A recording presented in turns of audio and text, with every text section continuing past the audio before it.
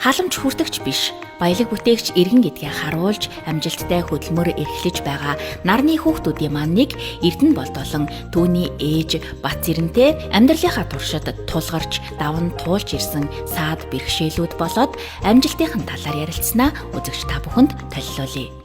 Манай ихнэр хийдэг. Биш хонцлон настай тэсээ арт хийж гар болох хийж.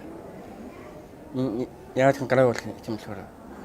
Ойдаг маца ойдаг кофе хараг кофе ихтэй Эрдэнэ болд маань хөгжлийн бэрхшээлтэй хүүхдийг уран зургаар хөгжүүлэх онцгой авьяасны төсөлд амжилттай хамрагдаж улмаар GCR компанид гар урлаачаар ажилд орсон бөгөөд төсөлд хамрагдаж байх хугацаанд зурсан уран зургуудаасаа зарж борлуулж авьяас хөдөлмөрийнхөө үр шимийг хүртсэндээ сэтгэл хангалуун байгаа тухайга хуваалцсан юм а. Миний хөөрхөн болсон билийн хараг хүн гараа хин тийм өөрийн нэрээ бичсэн өөрийн нэрээ тэгэл ятэн гой дөрөв тасмаа энэ дэл энэ дэрэг сараарай манай хүүхд чи 94 онд төрсөн 3 дугаар төрөхөд тэгэл ерөөсө төрөөл эмчлэр энийг мэдтгэл юм байл л дээ шууд танаа хүүхэд ингээд даунтай хүүхдээ нэгдэг би чи ядгийн залуу хүн даунтай гэдгийг бүр ухаад ойлгооч ч мэддэггүй нилээ юм болсон. Тэгээд дахиад нэг юм жирсэн яа харахгүй даунтай өгөхөд байна.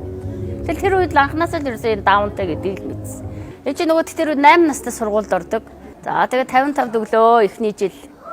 Тэгээд юм уг нь уншаад бичээд байгаа байхгүй. Тэгэхээр би чи өөрөө нөгөө нэг энэ ямар ч байсан сурах хэрэгтэй юм байна гэдээ энтэйгээ үзээд 3 жил явсан. Тэгээд нэг хувийн өдөр өнжүүлэхэд өгсөн чинь бүр тэр багш айгүй сурахын бондог багш байсан. Манай хүүхд чинь тэр үед уншаад сонингийн ингээд тал нүрийг уншчихдаг байсан. Тийм л уг нь анханасаа явсан боловч дараа нөө жир хүүхдүүд нь гадуурхаад ээж аав нар нь хүртэл гадуурхаад өдөр өнжүүлэхээс гарчихсан. Тэгээс үлдээ 25 дугаар сургууль дээр Батмунх багштай бас нэг 2-3 жил явж байгаа л. Тэгэл яг ерөөсөө л гэрийн хүүхэд л болж байгаа юм байна. Насанд хүрээд гэрийн хүүхэд.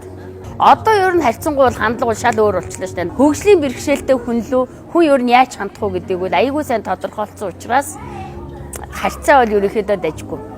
Гэхдээ энэ ээжнэр ярьдаг л да манда хүүхдэд дагуул явуулахаар хүн айгүй хардаг мардаг гэд. Би өөр нь тэрэнд нэг хэмзгэлж байгаагүй. 2019 онд Mitsubishi компани тусламжтайгаар Монголын Давааны холбоо Давааны хам шинжтэй 10 хүүхдийг хөдөлмөрт бэлтгэх 2 жилийн сургалтыг зохион байгуулсан бөгөөд төгсөгчдөөс оюуталгай компани туслан гүйцэтгэгч GCI компанид 9 хүүхэд нь урлаачаар ажилд орсны нэг нь Эрдэнэ болд хүү юм а. Ингэснээр Эрдэнэ болд маань халамж хүртэгч биш, нийгэмдээ баялаг бүтээгч, татвар төлөгч, иргэн болж өнөөг хүртэл амжилттай ажиллаж байна. Би залуу ээжүүдэд хандаад ингэж бод юм аа. Ээжнэр ингэж байгаа байхгүй юу? Яагаад миний хүүхэдтэй багшил ажиллах хэвээр? Одоо миний хүүхэдтэй холбоол ажиллах хэвээр гэж ойлгоод байгаа. Гүү штэ. Хамгийн түрүүнд ээжнэр гэр бүл хүүхэдтэйгээ ажиллаж ээж энэ хүүхэд ийм хэмжээний болж байгаа. Эдгээртэй энгийн үнсийг л харьцах хэрэгтэй. Улсууд болохоор иви миний энэ ч одоо өвчтэй юм чи ингэдэг өстой ёол ингэж хизээч үгүй. Би ч өөрөө ганц хүүхэдтэй мөртлөө тийм. Ерөөс жирийн хүүхэдтэй харьцах юм шиг л харьцчихэд хүүхэд хөгжилт хүрдэг юм байна гэдгийг л одоо ингээд 27-8 жилийн дараа л ойлгосон. Одоо энэ даавны холбоо гэдгээс үүснээс болоод энэ залуу эцэг эхчүүд бол юу яаж байгаа байхгүй. Ядахтаа хүүхдээ ямар хүн болох нь вэ? Одоо ингээд холбоон дээр эднээс нөө кофе шоп ажилладаг байхад жоох хүүхдээ жавд орж ирнэ шүү дээ. Тэгээ энэ томчуулыг харчаад өө ийм хүүхэд болох юм уу? За тэгвэл өстой болж штэ гэсэн ойлголт байгаа байхгүй. Тэгэхээр л ээж аауд гэр бүл хүүхдтэйгээ ажиллахад бол амжилт хүрнэ.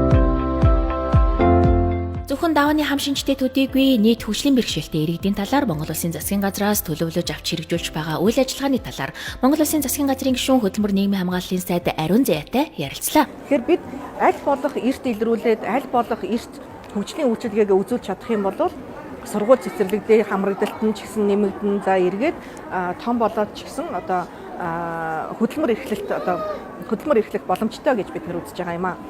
За хөдөлмөр нийгмийн хамгааллын яамны зүгээс бол хөгжлийн бэрхшээлтэй иргэдийн хөдөлмөр эрхлэлтийг дэмжих үүднээс за хөдөлмөрийн тухай хуулиндаа тодорхой зүйл залтууд байдаг. Энэ нь 25-аас дээш ажиллагчтай одоо байгууллага ажиллагчдынхаа 4% нь хөгжлийн бэрхшээлтэй хүнийг ажилуулна гэсэн одоо хуулийн заалттай.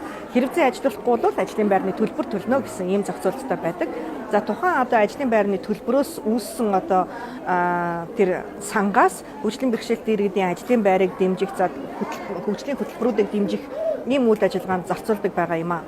За нөгөө талдаа энэ жилээс бид хүүхдийн сан одоо иргэд сэргсэн байгаа. Засгийн газрын тусгай сан, хүүхдийн төлөө сан.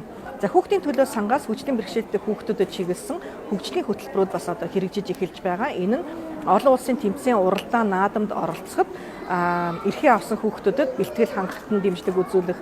За уралдаандаа явхад эцэг эхийн одоо аль нэг нь одоо хамт явж мэдээж таарна. Энд болоод бас одоо зардлын бас бүрэн даадаг байгаа. Хамт одоо хөгжих нь их чухал байгаа. Бэрх биш ээлтэй орчныг одоо бий болгох нь маш чухал байдаг. Ингээд бүгдээрэнд нь бэрх биш ээлтэй орчныг хамтдаа одоо бий болгоё гэж уриалж байна. Баярлалаа.